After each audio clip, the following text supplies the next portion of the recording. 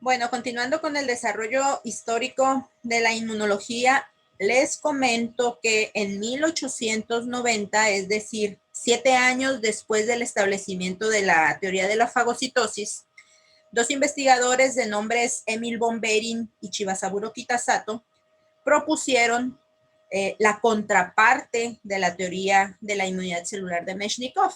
Ellos propusieron la teoría de la inmunidad humoral.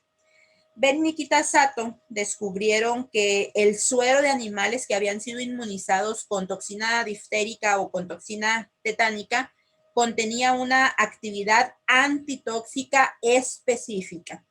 Y si el suero de esos animales era transferido a un animal o a una persona no inmune, ese suero podía conferir protección de corta duración contra los efectos de dichas toxinas. Los experimentos que realizaron Behring y Kitasato demostraron que al contacto con la toxina, el organismo produce antitoxinas y que esas antitoxinas se encuentran en el suero. Al transferir este suero a un animal no inmune junto con una dosis letal de la misma toxina, el animal era protegido de la enfermedad. ¿Por qué? Bueno, pues porque este suero contenía antitoxinas que neutralizaban los efectos nocivos de dicha toxina. Behring y Kitasato también determinaron que la actividad antitóxica del suero de animales inmunes era específica, ya que si el suero provenía de un animal que había sido inmunizado con toxina tetánica, por ejemplo aquí, bueno, pues ese suero no protegía a un animal no inmune contra los efectos de una toxina diferente, como la toxina diftérica. Es decir, esta toxina y esta toxina deberían de ser iguales para que se presentara la neutralización de la misma y la protección del animal no inmune. La actividad antitóxica del suero se debía a sustancias que se unían de un modo específico a las toxinas y que neutralizaban su efecto. Es por eso que inicialmente a esas sustancias se les denominó antitoxinas. Hoy sabemos que son proteínas, particularmente o específicamente son glicoproteínas y se conocen como anticuerpos. Como esas antitoxinas o anticuerpos se encontraban en un líquido corporal, el suero, y antiguamente a estos líquidos corporales se les conocía como humores, Behring y Kitasato establecieron su teoría de la inmunidad humoral para tratar de explicar los mecanismos responsables de la defensa, lo cual difería mucho de lo que Meshnikov con su teoría de la fagocitosis había propuesto. En 1891, Behring salvó a una niña con difteria utilizando suero de caballo que había sido previamente inmunizado. Al cabo de 3 años se habían inmunizado 20,000 niños alemanes con una vacuna contra la difteria. Por este notable logro, Behring recibió el Premio Nobel de Fisiología y Medicina en 1901. Después de los experimentos de Behring y Kitasato, quedó claro que podía inducirse la producción de anticuerpos contra una amplia gama de sustancias, no solamente contra las toxinas. Entonces ese nombre de antitoxinas ya no era tan correcto. Por ello se le cambió el nombre de antitoxinas a anticuerpos. Y a las sustancias capaces de estimular la generación o la producción de anticuerpos se les llamó antígenos. Ese término se deriva de estas dos palabras en inglés, ¿ja? Y por eso en español a esta sustancia se le denomina antígeno. Los antígenos pueden ser de cualquier naturaleza química. La mayor parte de ellos son proteínas, pero pueden ser lípidos, carbohidratos, ácidos nucleicos, glicolípidos, glicoproteínas, lipoproteínas, etcétera. Lo que sí es que entre más complejos sean estructuralmente hablando, mayor es su capacidad para generar una respuesta inmunológica. Los antígenos pueden ser extraños o pueden ser propios. En ciertas situaciones anormales, ya les había mencionado, que algunas moléculas propias del individuo pueden estimular la producción de anticuerpos y activación de los linfocitos T. Tal es el caso de las enfermedades autoinmunitarias como el lupus o la artritis. Aquí algunas moléculas del individuo fungen como antígenos propios, ya que estimulan la producción de anticuerpos. Y también se les conoce como autoantígenos. Los antígenos extraños pueden ser, no sé, una bacteria, un virus, un hongo, etcétera. O sea, pueden ser infecciosos, pero también pueden ser no infecciosos, como sucede en el caso de los glóbulos rojos. Un glóbulo rojo no es para nada una célula infecciosa, pero sí puede ser una célula extraña cuando se introduce al organismo de un individuo diferente en una transfusión sanguínea, y lo mismo sucede en el trasplante de órganos. Los anticuerpos pueden ser definidos como glicoproteínas que se producen después del estímulo antigénico y que tienen la característica de que van a reaccionar única y exclusivamente con el antígeno inductor de su producción. Los anticuerpos también son conocidos como inmunoglobulinas. Estos pueden estar presentes en la superficie de los linfocitos B o pueden ser solubles, pueden estar en el suero o en otros fluidos corporales como las mucosas y también en la leche materna. Aquí tienen ustedes un linfocito B. Un linfocito B es una célula capaz de producir anticuerpos. No todas las células del cuerpo son capaces de producir anticuerpos, a excepción de dos, que son los linfocitos B y las células plasmáticas. Los linfocitos B producen anticuerpos y lo hacen en una cantidad limitada. No es muy grande la producción de anticuerpos por parte de un linfocito B. Y cuando los producen, los colocan en su superficie para que estos anticuerpos funcionen como receptores que reconocen antígenos. Estas bolitas que ustedes ven en rojo aquí son los antígenos que está reconociendo el linfocito B a través de su receptor de superficie, que es un anticuerpo. Una vez que se lleva a cabo el reconocimiento del antígeno por el receptor del linfocito B, esta célula se va a diferenciar o se va a transformar en una célula que se conoce como célula plasmática. Esta célula cambia su forma, cambia su morfología y va a producir ahora una gran cantidad de anticuerpos, y esos anticuerpos no los va a poner sobre su superficie, sino que los va a liberar o los va a secretar a la sangre para que a través de ella estos anticuerpos lleguen a los sitios en donde están los antígenos que indujeron su producción y poder llevar a cabo la eliminación de los mismos. Entonces, en conclusión, podemos decir que los anticuerpos son glicoproteínas que son producidas por el sistema inmunológico cuando éste detecta antígenos tales como bacterias, hongos, parásitos y virus. Estos anticuerpos se encuentran localizados en la superficie de los linfocitos B, donde funcionan como receptores. Después de que reconocen antígeno, esos linfocitos B se transforman en células plasmáticas, las cuales van a producir una gran cantidad de anticuerpos y los van a secretar. Ahora bien, después de que Behring y Kitasato descubrieron a los anticuerpos, había que determinar qué eran, cómo eran y cómo se producían. Fue en 1900 cuando un científico alemán de nombre Paul Ehrlich fue el primero en intentar explicar cómo se formaban o cómo se producían los anticuerpos, y esto lo hizo mediante su teoría de las cadenas laterales. Esta teoría de las cadenas laterales, pese al tiempo que ha transcurrido, sigue vigente con algunas modificaciones. En la teoría de las cadenas laterales, Ehrlich propuso que en la sangre de todos los animales superiores, incluido el hombre, circulaban células y que esas células portaban en su superficie una gran diversidad de receptores, cada uno de ellos con una especificidad única.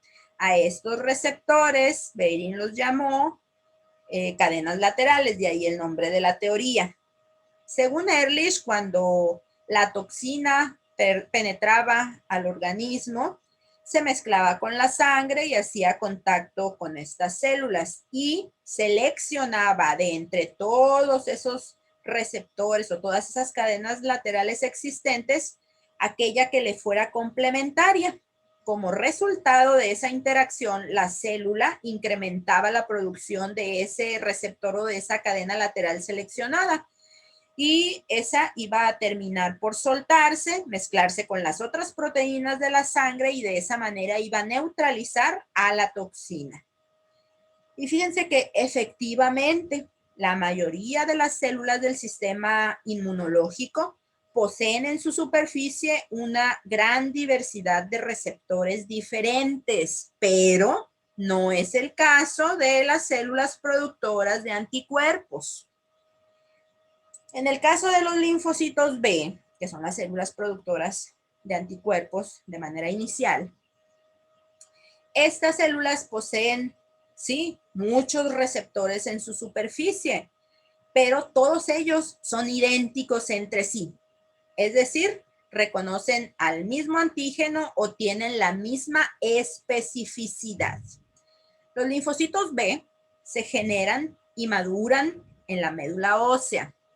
¿Qué quiere decir que maduren? Bueno, la maduración de los linfocitos B consiste precisamente en la adquisición de ese receptor, de ese anticuerpo en su superficie que le va a permitir llevar a cabo su función, que es de manera inicial la de reconocer al antígeno. Este es un proceso difícil, luego lo vamos a ver, pero bueno, después de que el linfocito B logra al fin expresar en su superficie un receptor funcional, un receptor que sirva, ese linfocito B va a proliferar, se va a multiplicar y va a generar un conjunto de linfocitos que comparten al mismo receptor. Todos los linfocitos de una clona son idénticos entre sí. Entonces, ¿cómo definimos a una clona? Como un conjunto de unos cuantos linfocitos que son idénticos entre sí porque comparten o tienen al mismo receptor, reconocen al mismo antígeno. Bueno, ya tenemos a los linfocitos maduros. ¿Qué sigue? Van a salir de la médula ósea hacia la circulación. Evidentemente en la médula ósea no solamente se va a generar una sola clona de linfocitos, se van a generar un montón. Existen de 10 a la 9 a 10 a la 11 clonas diferentes de linfocitos. Bueno, entonces ya tenemos aquí a las clonas, a las diferentes clonas, aquí están representadas por diferentes colores y si ustedes se fijan los receptores en la superficie que son anticuerpos son diferentes. Reconoce cada una de estas clonas antígenos diferentes.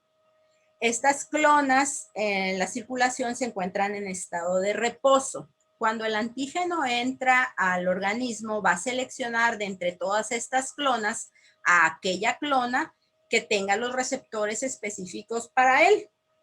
Y entonces en ese momento se va a llevar a cabo una interacción entre el receptor del linfocito B y el antígeno y esta clona va a salir de su estado de reposo.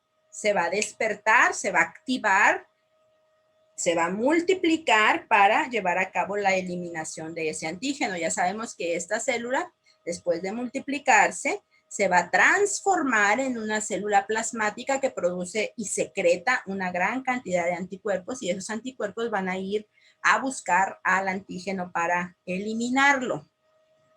Esto que les acabo de decir es lo que enuncia la teoría de la selección clonal que fue propuesta por McFarland Burnett en 1959.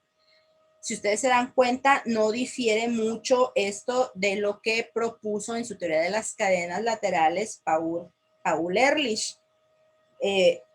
Pero a diferencia de que lo que Ehrlich propuso lo hizo casi 60 años antes de esta teoría. De ahí la importancia de la teoría de las cadenas laterales. Bueno, entonces ya sabemos cómo es que se producen los anticuerpos. En 1920 se determinó que los anticuerpos eran proteínas. En aquella época ya se tenía la sospecha de que probablemente los anticuerpos eran proteínas, pero había que demostrarlo.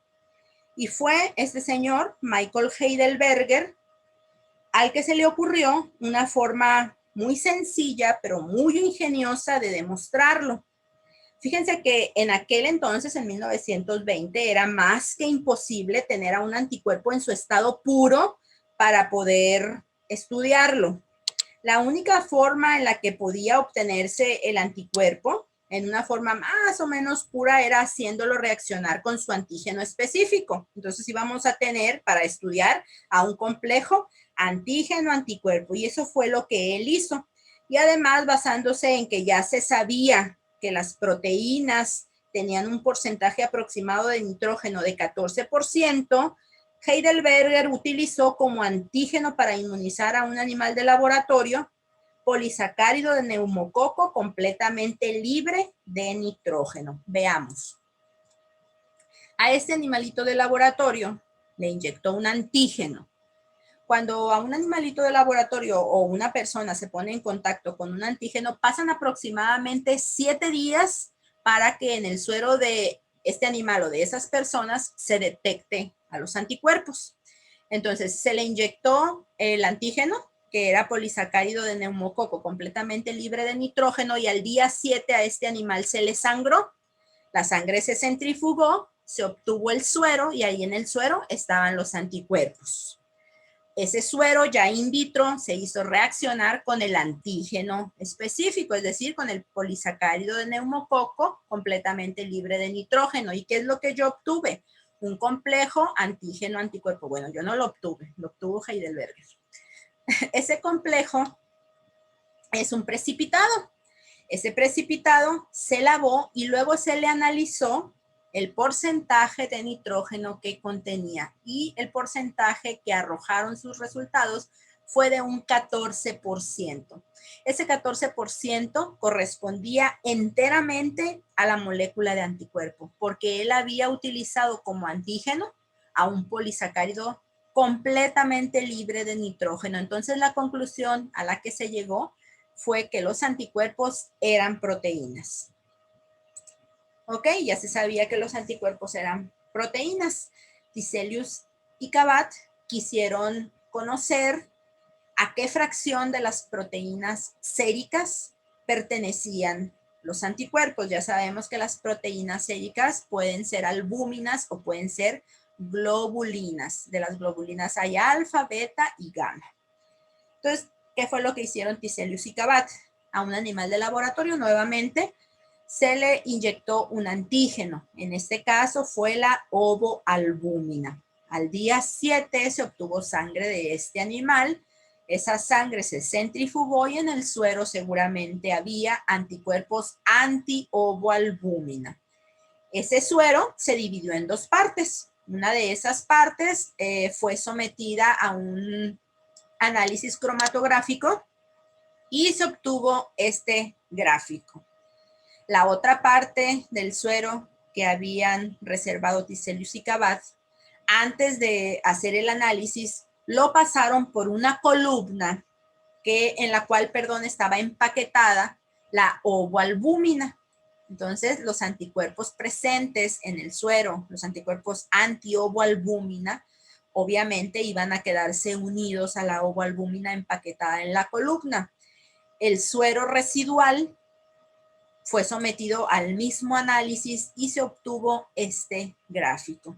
Si ustedes observan, los picos correspondientes a las gamma globulinas y a las beta globulinas se ven disminuidos, lo cual significa que a esas fracciones es a la que pertenecen los anticuerpos, porque los anticuerpos se habían quedado en la columna pegados a su antígeno y por eso estos picos se disminuían. Entonces la conclusión fue que los anticuerpos pertenecen a la fracción de las globulinas, principalmente a las gamma y a las beta globulinas, y es por eso que a los anticuerpos se les denomina inmunoglobulinas, porque son globulinas que confieren inmunidad. Bueno, pues ya vimos cómo se producen los anticuerpos y cómo es que se demostró que eran proteínas. En lo que se refiere a la estructura, bueno, pues también conocemos los detalles. Sabemos que una molécula de anticuerpo tiene 4 cadenas polipeptídicas en su estructura. 2 de esas cadenas, estas que están aquí, son cadenas H o cadenas pesadas. Y estas 2 de los extremos son las cadenas L o cadenas ligeras.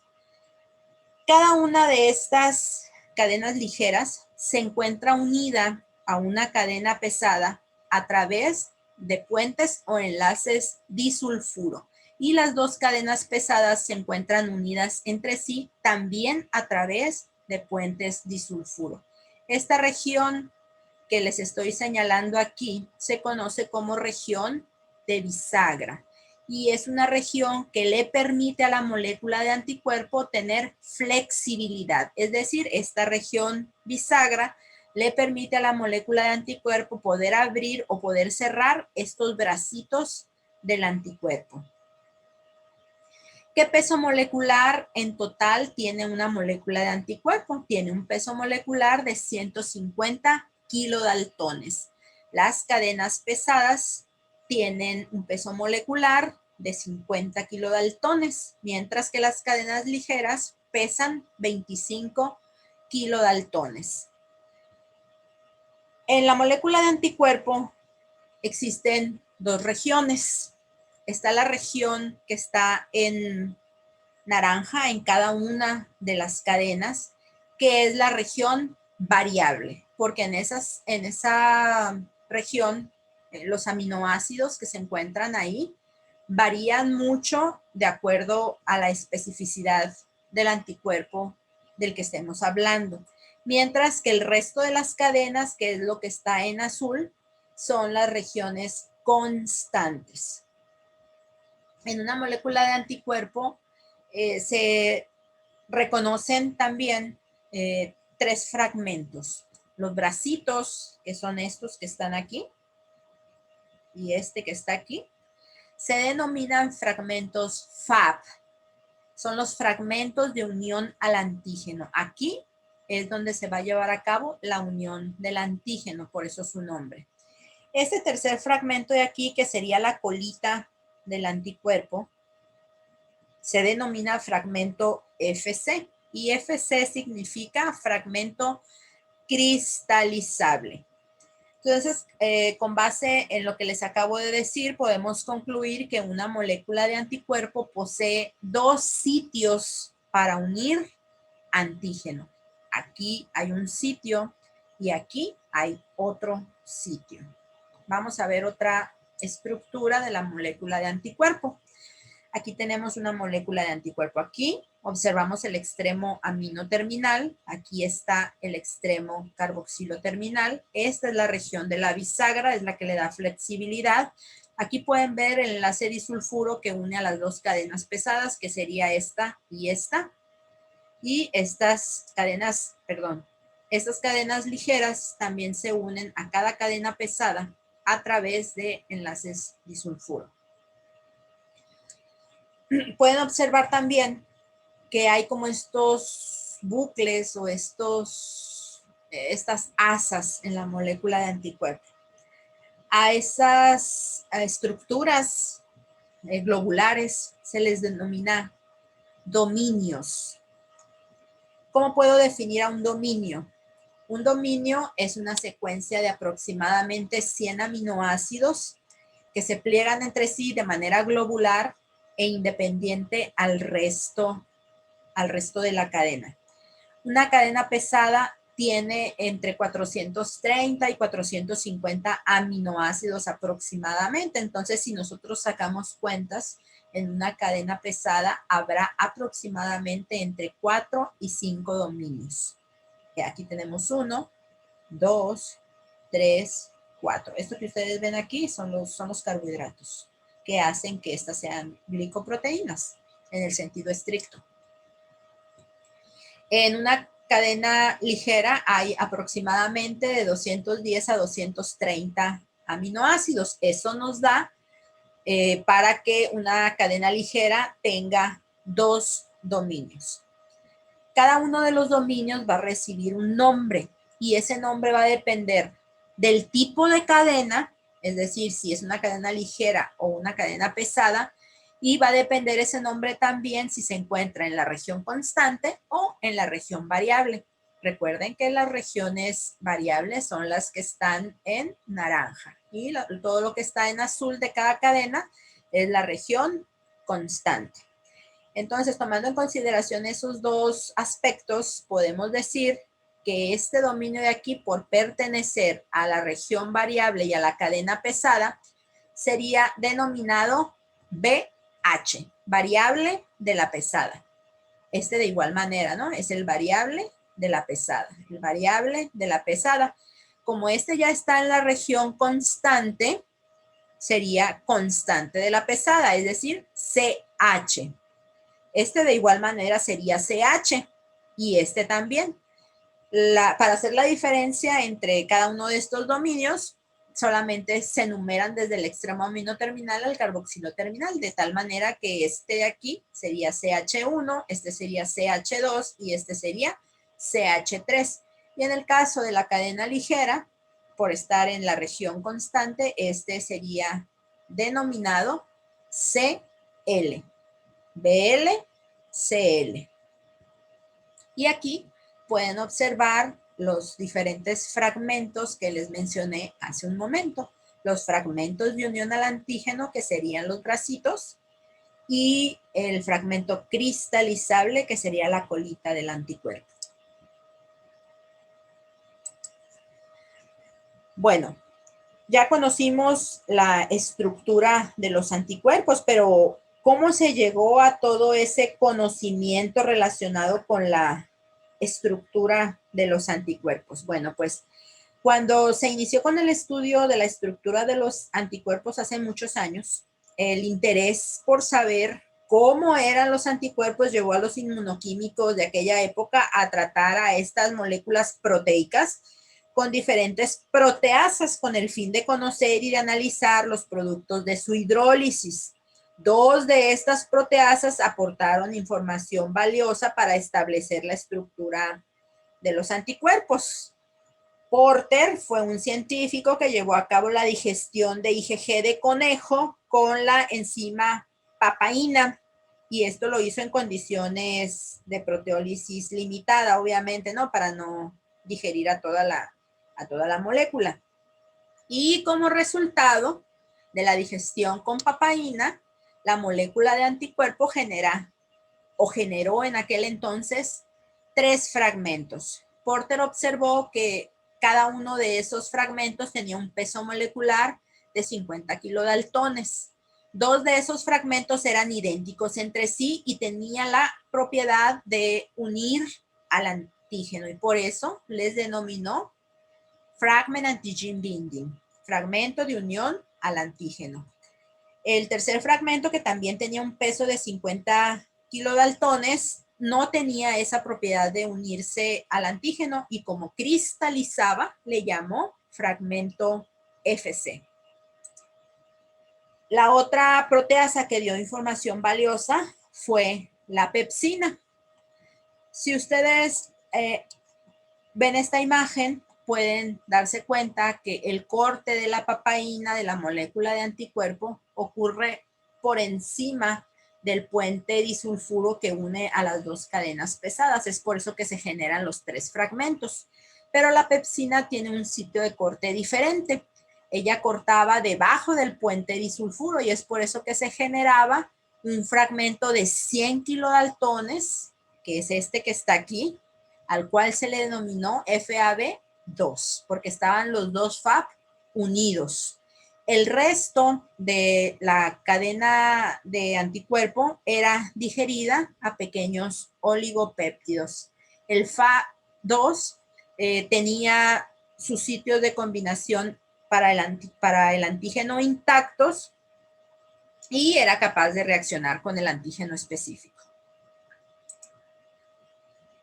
A Edelman, Gerald Edelman, se le ocurrió reducir a la molécula de anticuerpo con 2-beta-mercaptoetanol para romper los puentes disulfuro y conocer los productos de la disociación. Y él, cuando trató a la molécula de anticuerpo con este agente reductor, observó que la molécula de anticuerpo se disociaba en 2 componentes diferentes. 2. Uno de ellos tenía un peso de 50 kilodaltones y el otro de 25. Entonces, si nosotros sumamos, nos da 75 y esto era apenas la mitad del peso molecular que ya se sabía en aquel entonces que era de 150 kilodaltones, el peso molecular de un anticuerpo. Entonces, se dedujo o se llegó a la conclusión de que entonces había 2 componentes de 50 kilodaltones y 2 componentes de 25. A aquellos componentes o aquellas cadenas polipeptídicas que tenían el peso de 50 kilodaltones se les llamó cadenas H o pesadas. Y a las de 25 kilodaltones se les llamó cadenas ligeras o cadenas L.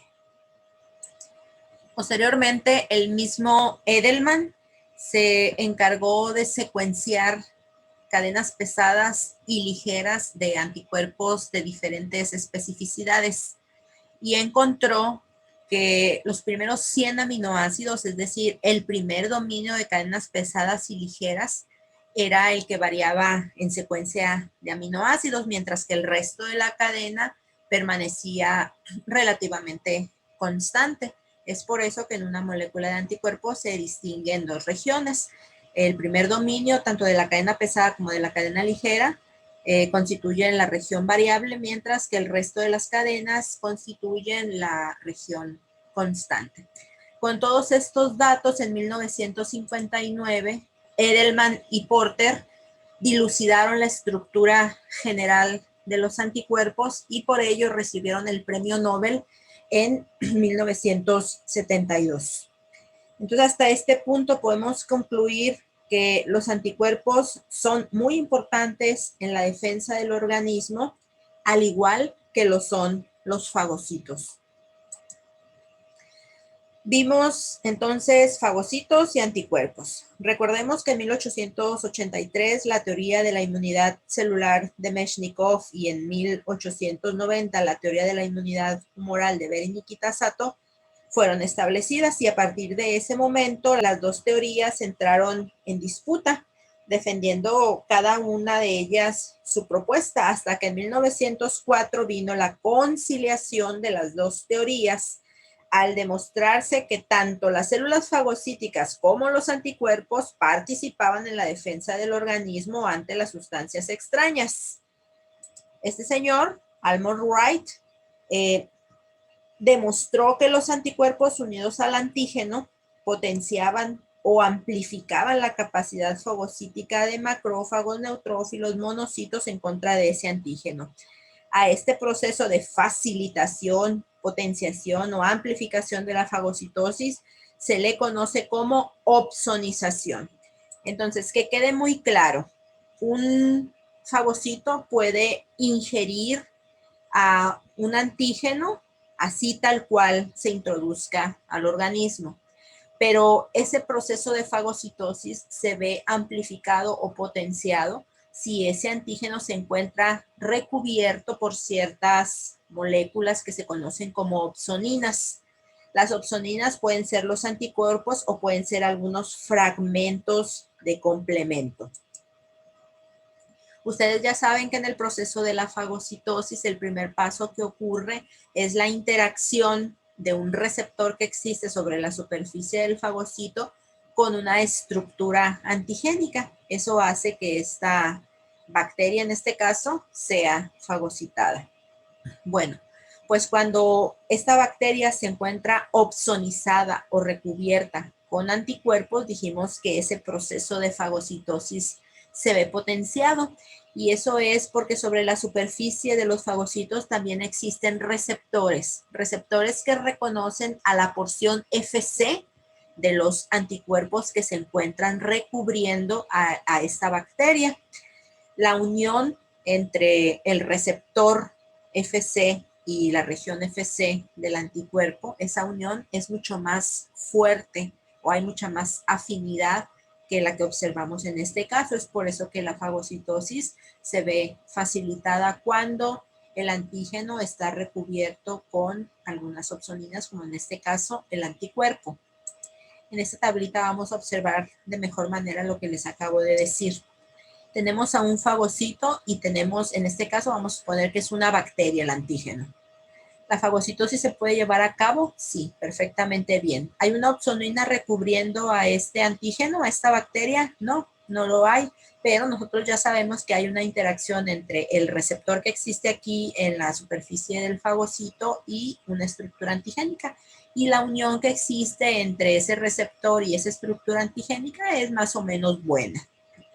Si esta bacteria se encuentra recubierta por un anticuerpo, entonces esa unión va a incrementarse porque este fagocito, además de aquellos receptores que ya mencionamos, también tiene receptores para la porción FC de los anticuerpos. Como les digo, esa unión es más fuerte. Entonces el proceso de la fagocitosis se amplifica.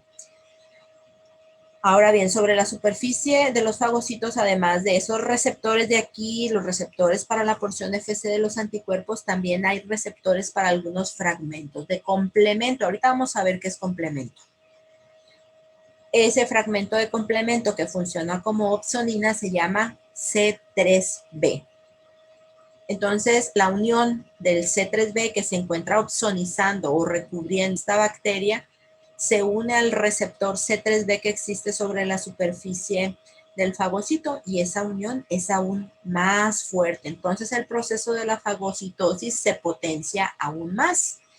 Y si la bacteria o el antígeno está opsonizado o recubierto tanto con anticuerpos como con el C3b, pues la unión de los receptores con estos fragmentos es muchísimo mayor y la fagocitosis se potencializa aún más. Yo siempre les explico a mis alumnos el proceso de la opsonización como si a una persona le gusta, por ejemplo, una ensalada, pues se la come. Pero si a esa ensalada le ponemos una opsonina, es decir, le ponemos un aderezo, nos la comemos con más gusto.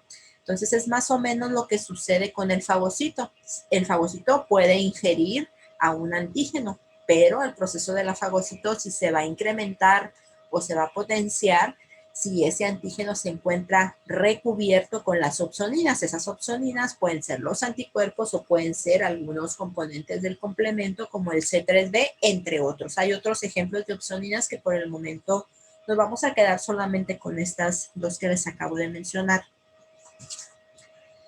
Vamos con lo que sigue, pues estábamos hablando de complemento, pues hablando de él, les digo que en 1894 Jules Bordet determinó que en el suero, además de los anticuerpos que ya habíamos dicho que existían, había otro componente que tenía actividad lítica también, pero que a diferencia de los anticuerpos era termolábil, es decir, que era sensible a las temperaturas elevadas, a diferencia de lo que sucede con los anticuerpos que son termoestables. Las altas temperaturas a los anticuerpos no les hacen nada.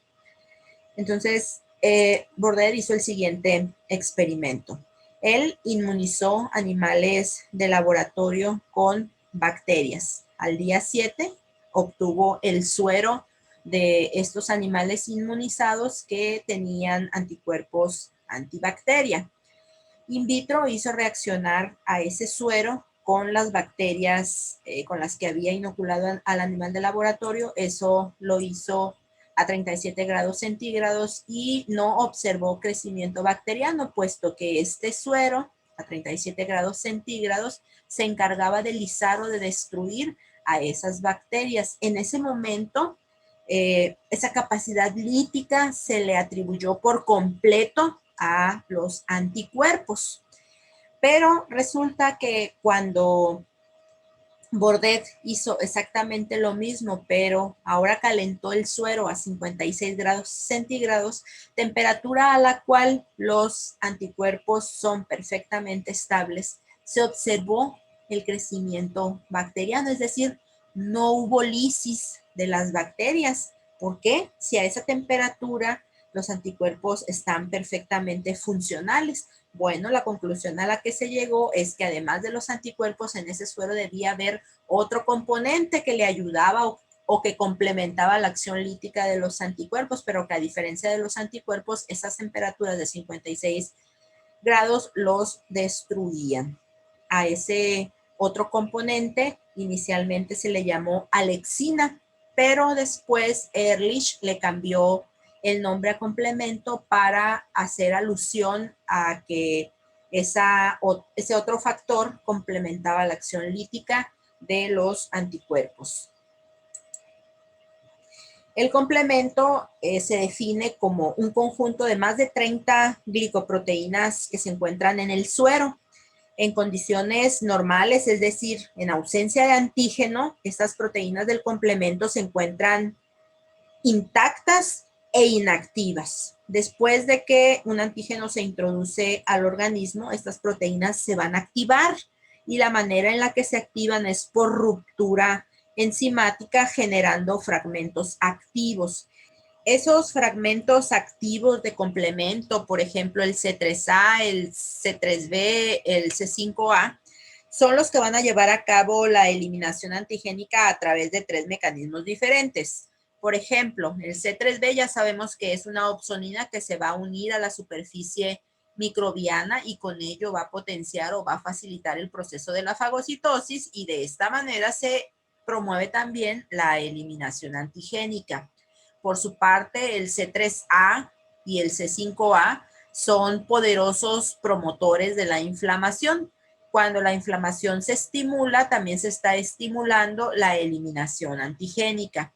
Hay otros componentes activos del complemento que lo que van a hacer es formar poros en la superficie microbiana y eso lleva a un desequilibrio osmótico en esta célula microbiana que provoca su estallamiento, es decir, otro mecanismo a través del cual el complemento puede eliminar a los antígenos es por la lisis directa de los microorganismos.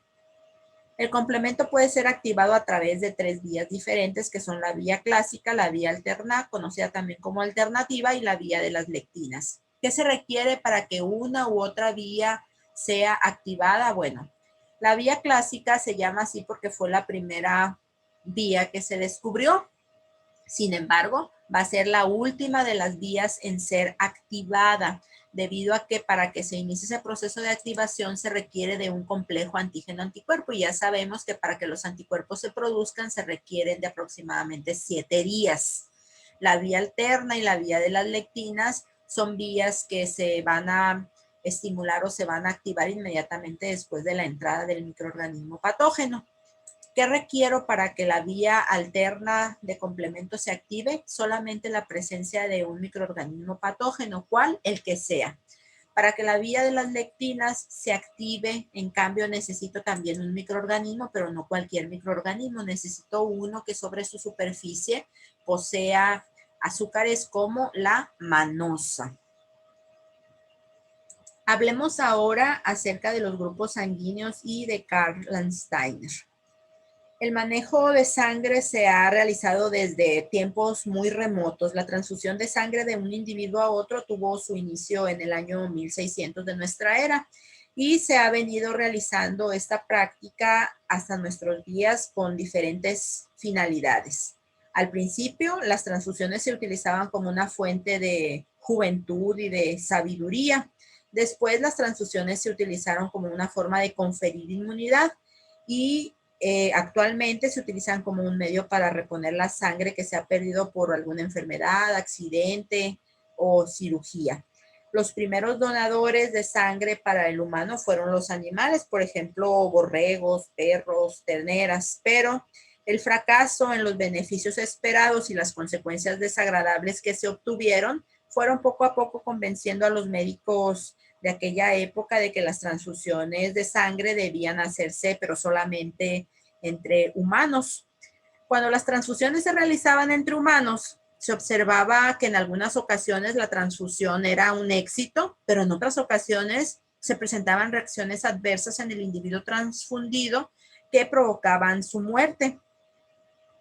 Durante mucho tiempo fue un misterio el por qué unas veces las transfusiones daban resultados positivos y en otras ocasiones causaban la muerte del individuo, hasta que el patólogo alemán Karl Landsteiner resolvió ese problema al demostrar, mezclando suero y glóbulos rojos de diferentes individuos, que existían diferentes tipos de sangre. Clasificó a la sangre en 4 tipos, basándose en la presencia o ausencia de los antígenos A y B.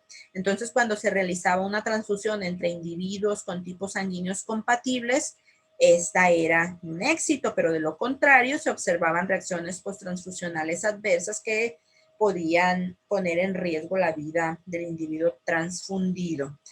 Gracias al descubrimiento de Landsteiner, en la actualidad pueden salvarse millones de vidas a nivel mundial cada año realizando transfusiones sanguíneas seguras.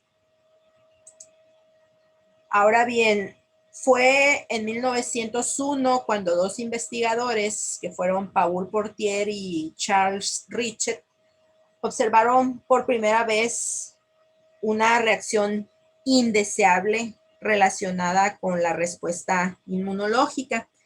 Estos 2 investigadores se encontraban estudiando por encargo del príncipe Alberto de Mónaco las propiedades tóxicas de las medusas que irritaban la piel de los bañistas del mar Mediterráneo. Y ellos, trabajando con los extractos glicerinados de estas medusas, observaron que cuando administraban una pequeña cantidad del extracto en perros que 20 días antes habían recibido una primera dosis de ese mismo material sin consecuencia alguna, en pocos segundos estos animales mostraban síntomas de asfixia, de parálisis, diarrea, vómito con sangre, para fallecer minutos más tarde. A este fenómeno, inducido por la inyección de un material antigénico, se le dio el nombre de anafilaxia, solamente para indicar que su efecto era opuesto al de la profilaxis o protección. Y así, poco a poco, se fueron describiendo una serie de fenómenos biológicos en donde los términos inmunidad, respuesta inmunitaria, fueron cada vez más frecuentes. Y casi sin percibirlo, nació una nueva rama del conocimiento que con el tiempo fue creciendo hasta constituirse en lo que en la actualidad es la inmunología, una ciencia que, como vimos, ha hecho, sigue y seguirá haciendo importantes aportaciones en todos los campos de la biología. Lo que les voy a mostrar a continuación es una prueba de la importancia de la inmunología. Son los premios Nobel que han surgido en este campo del saber. Tenemos, por ejemplo, ya les había mencionado que Behring obtuvo en 1901 el premio Nobel por su terapia sérica en contra de la difteria. Mechnikov y Ehrlich también fueron acreedores a este importante premio. Richet por la anafilaxia, Bordet por el complemento, Landsteiner por los grupos sanguíneos. Este señor de aquí no lo vimos, pero también es un médico sudafricano que desarrolló la vacuna contra la fiebre amarilla y en 1951 recibió el premio Nobel. Daniel Bobet realizó una aportación importante al desarrollar antihistamínicos para el tratamiento de las alergias, también recibió el premio Nobel en 1957. Medawar y Burnett también en 1960 lo recibieron por sus estudios de tolerancia inmunológica. Porter y Edelman por dilucidar la estructura de los anticuerpos. Esta señora de aquí, Rosalind Yellow, por desarrollar técnicas de radioinmunoensayo que fueron muy importantes en su época para determinar la concentración de algunas hormonas en sangre o en algún otro fluido, como por ejemplo la insulina. Estos 3 investigadores recibieron el premio Nobel en 1980 por sus estudios sobre el MHC. Milstein y Kohler lo recibieron por el desarrollo de los anticuerpos monoclonales, los cuales tienen una amplia utilidad tanto en la práctica clínica como en investigación. Susumu Tonegawa recibió el Nobel gracias a sus estudios en la generación de diversidad de las inmunoglobulinas, Zinkernagel y Doherty por la restricción de la respuesta inmunitaria por los genes del MHC. Más recientemente, en 2011, Steinman recibió el Premio Nobel de Medicina y Fisiología por el descubrimiento de las células dendríticas y el papel que estas células desempeñan en la inmunidad adaptativa. Y en 2018, estos dos investigadores fueron galardonados con el Premio Nobel por sus aportaciones en la terapia del cáncer mediante la regulación del sistema inmunológico.